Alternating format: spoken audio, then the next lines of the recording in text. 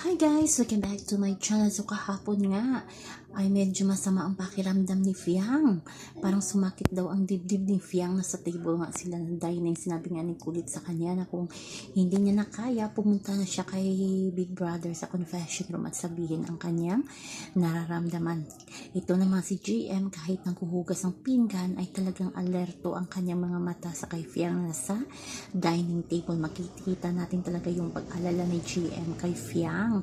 At syempre ibang boys din at housemate, tine-check din si Fiang kung okay na. Sabi niya ng iba, may nasagip tayo sa salamin na back hug lang ni GM ay nawala ng sakit ni Fiang. Joke lang yon, pero hindi na sila masyadong clingy ngayon sa camera, pero pasikreto lang pala ang pagbabakhag ni Ibarra sa kay Fiang. So abangan na lang natin nomination eviction night na Sabado, malapit na nakakakaba.